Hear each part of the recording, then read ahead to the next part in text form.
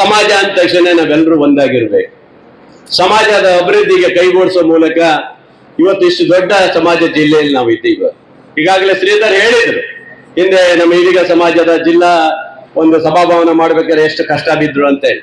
ಅವತ್ತು ನಾಣಪ್ಪನವ್ರ ಅಧ್ಯಕ್ಷರಾಗಿದ್ರು. ನಾನೇ ಹೋಗಿ ದುಡ್ಡು 5 ಲಕ್ಷ ರೂಪಾಯಿ ಕ್ಯಾಶ್ ಕೊಟ್ಟು ಚೆಕ್ ಕೊಟ್ಟು ಬಂದೆ, ನಾಣಪ್ಪನವ್ರ ಮುಂದುವರ್ಸ್ಕೊಂಡು ಹೋಗ್ರಿ ಅಂತ ಅವತ್ತು ಕೊಟ್ಟೆ. ಆನಂತರ ಮತ್ತೆ 3 ಲಕ್ಷ 4 ಲಕ್ಷ ರೂಪಾಯಿನೂ ಸಹ ಕೊಟ್ಟು ಕಳಿಸಿ ಮಾಡಿ. ಈ ತರ ಸಮಾಜಕ್ಕೆ ಸುಮ್ಮನೆ ನಿಲ್ಸ್ಕೊಳಕ್ ಹೋಗ್ಬೇಡಿ, ಸುಮ್ಮನೆ ಜನ ಏನೇನೋ ಮಾತಾಡ್ತಾರೆ ಅಂತ ಹೇಳಿ ಅವತ್ತಿನ ದಿವಸ ಕೊಟ್ಟೆ. ಆದ್ರೆ ಅದು ಆಗ್ಲಿಲ್ಲ. ಆನಂತರ ಶ್ರೀಧರ್ ಅಧ್ಯಕ್ಷರಾಗಿ ನಾನು ಗೌರವ ಅಧ್ಯಕ್ಷರು ಮಾಡ್ಕೊಂಡ್ರು. ಆನಂತರ ಇವತ್ತು ನಮಗ್ ಮತ್ತೊಬ್ರು ಸಿಕ್ಕ್ಯಾರಿ, ಧರ್ಮಸ್ಥಳ ವೀರೇಂದ್ರ ಹೆಗ್ಡೆ ನಮ್ಗೊಬ್ರು, ಮತ್ತೊಬ್ರು ವೀರೇಂದ್ರ ಹೆಗ್ಡೆ ನಮ್ಗೊಬ್ರು ಸಿಕ್ಕ್ಯಾರಿ. ಸದ್ಯಕ್ಕೆ ಅವರೇ ವೀರೇಂದ್ರ ಹೆಗ್ಡರು. ದೇವರು 100 ಕಾಲ ಹೀಗೆ ಇಟ್ಟಿರಲಿ. ಯಾಕಂದ್ರೆ ಸಮಾಜಕ್ಕೆ ಇವತ್ತು ಎಷ್ಟು ಕೊಡುಗೆ ಅಂದ್ರೆ, ನಮಗೆ ಅಲ್ಲಿ ಒಂದು ಕೋಟ್ಯಾಂತರ ರೂಪಾಯಿ ಕೊಟ್ಟು ರಾಮಪ್ಪನವರು ಅವತ್ತು ಕೊಡದೆ ಹೋಗಿದ್ರೆ ಆ ಸಮಾಜದ ಇವತ್ತು ಕಲ್ಯಾಣ ಮಂಟಪ ಆಗ್ತಾ ಇರ್ಲಿಲ್ಲ. ಇಲ್ಲೂ ಸಹ ಅವಾಗ 60 ಸಾಕು ಅನ್ನೋರು, 70 ಸಾಕು ಅನ್ನೋರು, 80 ಸಾಕು ಅನ್ನೋರು ಪಾಪ 1 ಕೋಟಿ ಹತ್ತತ್ರ ಕೊಟ್ರು, ಇಲ್ಲೂ ಕೊಟ್ರು. ಸಾಹೇಬರು ಬೇರೆ ಆ ಕಾಲದಲ್ಲಿ ಅವರ ನೇತೃತ್ವದಲ್ಲಿ, ರಾಮಪ್ಪನವರ ನೇತೃತ್ವದಲ್ಲಿ ಇವತ್ತು ಉತ್ತಮವಾದಂತ ಭವ್ಯವಾದ ಸಾಗರದಲ್ಲಿ ನಂಬರ್ 1 ಇವತ್ತು ನಡೀತಾ ಇದೆ. ನಂಬರ್ 1 ಅಷ್ಟು ಅದ್ಭುತವಾಗಿ ಮೂಡಿ ಬಂದಿದೆ. ಇವತ್ತು ಚೆನ್ನಾಗಿದೆ, ಪಾರ್ಕಿಂಗ್ ವ್ಯವಸ್ಥೆ ಇದೆ, ಜನ ಎಲ್ಲ ಇಲ್ಲೇ ಬಂದು ಮಕ್ಕಳು ಮದುವೆ ಮಾಡ್ಲಿಕ್ಕೆ ಸಹಕಾರ ಕೊಡ್ತಾರೆ. ನಾವು ಸಮಾಜದ ಅಂತ ಸ್ವಲ್ಪ ಕಮ್ಮಿ ಮಾಡ್ಬೇಕು ಅಂತ ಅವತ್ತು ಹೇಳಿದ್ದೇನೆ ಮಂಜಪ್ಪಗೆ. ನೀವು ಬರೀ ಒಂದೇ ಮಾಡಕ್ ಹೋಗ್ಬೇಡಿ, ಎಲ್ರಿಗೂ ಒಂದೇ ಮಾಡಕ್ ಹೋಗ್ಬೇಡಿ, ಸಮಾಜದ ಒಂದು 25,000 ರೂಪಾಯಿ ಕಮ್ಮಿ ಮಾಡಿ. ಏನಾಗಲ್ಲ, ನಿಮ್ ಗಂಟೆ ಏನು ಹೋಗೋದಲ್ಲ, ಆಮೇಲೆ ಬಂದೇ ಬರ್ತದೆ, ಹೌದಲ್ವಾ? ಅದು ಮಾಡಿ. ನಮ್ ಶ್ರೀಧರ್ಗೆ ಹೇಳಿದ್ದೀರಿ, ಅವನು ಹಾಗೆ ಕೊಯ್ ಅಂತಾನೆ ಸಮಾಜಕ್ಕೆ ಕೊಡ್ಬೇಕಾದ್ರೆ. ಏನಾಗೋದಿಲ್ಲ, ನಮ್ ಸಮಾಜಕ್ಕೆ ಪಾಪ ಇರ್ತಾರೆ, ಬಡವರು ಇರ್ತಾರೆ, ಇನ್ನೊಬ್ರು ಇರ್ತಾರೆ. ಚೆನ್ನಾಗಿದ್ದವ್ರಿಗೆ ಏನು ಕೊಡಕ್ ಹೋಗ್ಬೇಡ, ಅವ್ರಿಗೆ 25 ಜಾಸ್ತಿ ಇರ್ತದೆ, ನಾನು ಬೇಡ ಅನ್ನೋದು ಏನ್ರ, ಹೌದಲ್ಲ? ಸ್ವಲ್ಪ ಬಡವರು ಇದ್ದವರಿಗೆ ಒಂದು 25,000 ರೂಪಾಯಿ ಕಮ್ಮಿ ಮಾಡಿದ್ರೆ ಈ ಸಮಾಜಕ್ಕೆ ಕೊಟ್ಟಂತ ಕೊಡುಗೆನೂ ಆಗುತ್ತೆ, ಮತ್ತೆ ಒಳ್ಳೇದಾಗುತ್ತೆ ಅನ್ನೋದು ನನ್ನ ಅನಿಸಿಕೆಗಳು ಇವೆಲ್ಲ. ಯಾಕಂದ್ರೆ ಸಮಾಜದ ಕಷ್ಟಪಟ್ಟು ಕಟ್ಟಿದ್ದೀರಿ. ಇವತ್ತು ನಮ್ಮಲ್ಲೂ ಸಹ ಎಸಿಯ ಇದರಲ್ಲಿ ಇವತ್ತು ಕಲ್ಯಾಣ ಮಂಟಪ ನಾವು ಮಾಡಿದ್ದೀವಿ ಜಯಂತಣ್ಣ. ಎಸಿಯಲ್ಲಿ ಇವತ್ತು ಅಲ್ಲಿ ಅಷ್ಟು ದೊಡ್ಡ ಒಂದು ಹೆಲಿಪ್ಯಾಡ್ ಪಕ್ಕದಲ್ಲಿ ತುಂಬಾ ಅದ್ಭುತವಾದಂತ ಪ್ಲೇಸ್ ಅಲ್ಲಿ ಅವತ್ತು ಕಟ್ಟಿದ್ದೀವಿ. ನನಗೆ ಅನಿಸ್ತದೆ ಇವತ್ತು ದಾಸಪ್ಪನವರದ್ದು ನಮಗೆ ಒಂದು ಇದು ಕೊಟ್ಟಿದ್ರು, ಯಾವುದು ಮಕ್ಕಳ ಇವತ್ತು ಶಿಕ್ಷಣಕ್ಕಾಗಿ ಹಾಸ್ಟೆಲ್ ಕೊಟ್ಟಿದ್ರು. ಅವರಿಗೆ ನಡ್ಸಕ್ಕಾಗಲ್ಲ ಅಂತ ಹೇಳಿ ಅದನ್ನ ನಮ್ಮ ಗಮನಕ್ಕೆ ತಂದ್ರು. ಈಗ ನಾವೇ ಸಹ ಶಿವಮೊಗ್ಗ ಜಿಲ್ಲಾ ಈಡಿಗರ ಸಂಘದಿಂದ ನಡೆಸ್ಬಿಟ್ಟು ಅದನ್ನ ಒಡೆದ್ಬಿಟ್ಟು ಹೊಸದಾಗಿ ಒಂದು 5 ಕೋಟಿ ರೂಪಾಯಿ ಮಾಡಬೇಕು ಅನ್ನೋದು ನಾವು ಒಂದು ಚಿಂತನೆ ಮಾಡಿದ್ವಿ. ಹಾಗೆ ಇವರು ಚಿಂತನೆ ಮಾಡಿದ್ದಾರೆ. ನಮ್ಗೆ ಅದು ಬಹಳ ಖುಷಿ ಆಗುವಂಥದ್ದು. ನೀವೇನೇ ಮಾಡ್ಬೋದು, ಇಲ್ಲೊಂದು ಕಲ್ಯಾಣ ಮಂಟಪ ಅಲ್ಲೊಂದು ಕಲ್ಯಾಣ ಮಂಟಪ ಮಾಡೋಕ್ಕಿಂತ ಮುಂಚೆ ವಿದ್ಯಾರ್ಥಿ ನಿಲಯನ ಜಾಸ್ತಿ ಮಾಡ್ಬೇಕು ಮಂಜಪ್ಪ, ನೆನ್ಪಿಡ್ಕೊ. ಇದು ಬಹಳ ಮುಖ್ಯ ಆಗಿತ್ತು. ನಾವು ಸಹ ಅದನ್ನೇ ಪ್ಲಾನ್ ಮಾಡಿ ಈಗ ಅದನ್ನೇ ನಾವು ನಡೆಸ್ತಾ ಇದೀವಿ. ಈಗ ದಾಸಪ್ಪನವರ ಕಲ್ಯಾಣ ಏನು ಸಭಾ ಇದಿದೆ ಹಾಸ್ಟೆಲ್ ಅನ್ನ ನಾವೇ ತಗೊಂಡು ಈಗ ನಡ್ಸಕ್ ಶುರು ಮಾಡಿದ್ದೀವಿ. ಅದಕ್ಕೆ ಹೆಚ್ಚು ಹಣವನ್ನು ಸಹ ಕೊಡ್ತಾ ಬಂದಿದ್ದೀವಿ. ಅದಕ್ಕಿಂತ ಹೆಚ್ಚಾಗಿ ಈ ಭಾಗದಲ್ಲಿ ನಮಗೆ ಇವತ್ತು ಹಾಸ್ಟೆಲ್ಗಳು ಕೊರತೆ ಏನು ಇರಲಿಲ್ಲ. ಸಾಹೇಬರು ಸಮಾಜ ಕಲ್ಯಾಣ ಇಲಾಖೆಯ ಅವತ್ತು ಸಚಿವರಾದ ನಂತರ ಮತ್ತು ಬಹಳಷ್ಟು ಸಚಿವರು ಆದ ನಂತರ ಸಾಗರದಲ್ಲಿ ಹೈಯೆಸ್ಟ್ ಹಾಸ್ಟೆಲ್ ಅನ್ನು ಕೊಟ್ಟಿದ್ದ ಪುಣ್ಯಾತ್ಮ ಕಾಗೋಡು ಸಾಹೇಬ್ರೇ ಇದ್ದಾರೆ. ಹಂಗಾಗಿ ಬಹಳ ಜನ ವಿದ್ಯಾಭ್ಯಾಸವನ್ನ ಚೆನ್ನಾಗಿ ಮಾಡಿದ್ರು. ಬಹಳ ಆ ಭಾಗದಲ್ಲಿ ಕೋಗಾರು, ಆ ಭಾಗ ತುಂಬ್ರಿ ಬ್ಯಾಕ್ವರ್ಡ್ ಕಡೆ ಇದ್ದಂತ ವಿದ್ಯಾರ್ಥಿಗಳಿಗೆ ಅವಕಾಶ ಸಿಕ್ತು. ಇವತ್ತು ಅವರು ಸಹ ವಿದ್ಯಾಭ್ಯಾಸವನ್ನು ಕಲಿತು ಉತ್ತಮವಾದ ತಳಾಗಿದೆ. ನಮ್ಮ ನೌಕರು ಬಹಳ ಜನ ಇದ್ದಾರೆ, ಬಹಳ ಜನ ಇಲ್ಲೆಲ್ಲ ಇದ್ದಾರೆ, ಸುಮಾರು ಜನ ರಜೆ ಎಲ್ಲ ಬಂದಾರೆ ಪಾಪ ಪುಣ್ಯ. ಇವತ್ತು ರಜಾ ಇರೋದನ್ನು ಸುಮಾರು ಜನ. ನೌಕರಲ್ಲಿ ಹಿಂದೆ ಇತ್ತು ಸ್ವಲ್ಪ ಮುಡ್ಚಿಟ್ ಮಾಡ್ದಂಗೆ ಮಾಡೋರು ನೌಕರಲ್ಲ ಹಿಂದೆ. ನಾವು ಹೌದು ಎಲ್ಲ ಅಂದ್ರೆ ನಾವ್ ಈಡಿಗ ಅಂತ ಹೇಳ್ಕೊಳಕ್ಕೆ ನಾಚಿಕೆ ತರ ಮಾಡೋರು. ಈಗ ಪಾಪ ಬಹಳ ಗಟ್ಟಿ ಧ್ವನಿಯಾಗಿ ನಾ ಈಡಿಗ ಅಂತ ಬರ್ತಾನೆ. ಯಾಕಂದ್ರೆ ಈಗ ಸ್ವಲ್ಪ ಸ್ಟ್ರಾಂಗ್ ಆಗಿದ್ವಲ್ಲ ನಾವು, ಹಂಗಾಗಿ ಸ್ವಲ್ಪ ಬರ್ತಾರೆ. ಅಂದ್ರೆ ನಮ್ಮಲ್ಲಿ ಯಾವುದೇ ಆತರ ಇರಬಾರ್ದು. ಸಮಾಜದಲ್ಲಿ ನಾನು ಇವತ್ತು MLA ಇರ್ಬೋದು, ಮಂತ್ರಿ ಇರ್ಬೋದು, ಮುಖ್ಯಮಂತ್ರಿ ಆಗ್ಬೋದು, ಆದ್ರೆ ಸಮಾಜ ಅಂತ ಬಂದಾಗ ನಾವೆಲ್ಲರೂ ಒಂದೇ ಅಲ್ವಾ? ಅದರಲ್ಲಿ ಏನಿದೆ, ಈ ಸಮಾಜಕ್ಕೆ ಇವತ್ತು ಈ ನಾಡಿನಲ್ಲಿ ನಮ್ಮ ಸಮಾಜದ ಮುಖ್ಯಮಂತ್ರಿ ಆದಂತ ಬಂಗಾರಪ್ಪನವರ ಆ ಕಾಲದಲ್ಲಿ ಇವತ್ತು ಇದ್ದಂಥವ್ರು. ಈ ಸಮಾಜ ಅಷ್ಟು ದೊಡ್ಡ ಕೊಡುಗೆ ಕೊಟ್ಟಿದ್ದೀರಿ ನೀವೆಲ್ಲ. ಆ ಕಾಲದಲ್ಲಿ ರಾಜ್ಯದ ಮುಖ್ಯಮಂತ್ರಿ ಆದಂತರು ಯಾವತ್ತ ಆನಂತರ ಇವತ್ತು ಮಂತ್ರಿಗಳಾಗಿ ಹಲವಾರು ಹುದ್ದೆಗಳನ್ನು ಹೊಂದಿ ಆನಂತರ ಸ್ಪೀಕರ್ ಹುದ್ದೆಗಳನ್ನು ಅಲಂಕರಿಸಿ ಬಂದಿರುವಂತ ನಮ್ಮ ಪುಣ್ಯಾತ್ಮರು ಈ ನಮ್ಮ ಸಾಹೇಬರು ಬೇರೆ ಇಲ್ಲಿ ಕೂತಿದ್ದಾರೆ.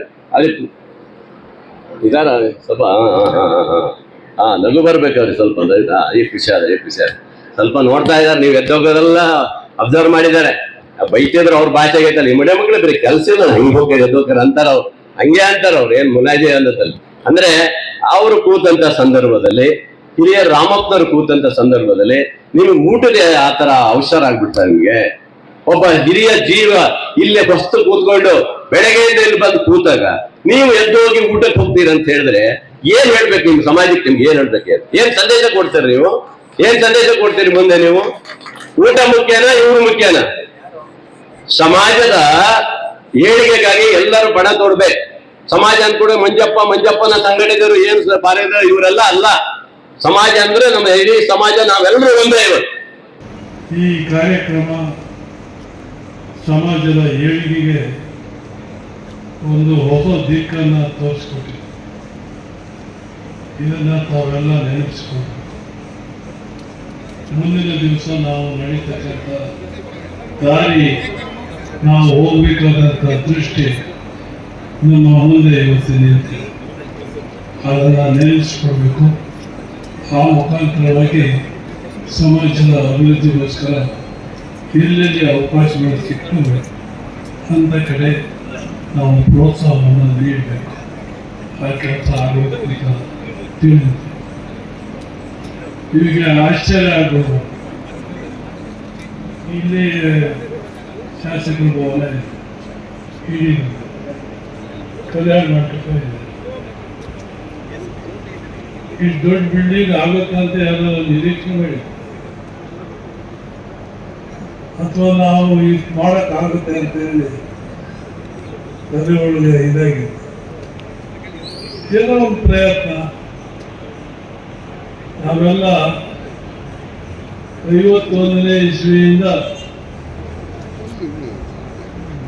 ಬೆಂಗಳೂರಿನಲ್ಲಿ ಈಡಿಗರ ಹಾಸ್ಟೆಲಲ್ಲೇ ವಿದ್ಯಾಭ್ಯಾಸ ಮಾಡಿ, ಹಾಗಾಗಿ ನನಗೆ ಸಮಾಜದ ಸ್ಥಿತಿಗತಿಗಳನ್ನು ಅರ್ಥ ಮಾಡಿಕೊಂಡಿದ್ದರಿಂದ ಸಮಾಜ ಏಳಿಗೆಗೆ ಇವತ್ತು ಯುವಕರಿಗೆ ವಿದ್ಯಾಭ್ಯಾಸದ ಅವಶ್ಯಕತೆ.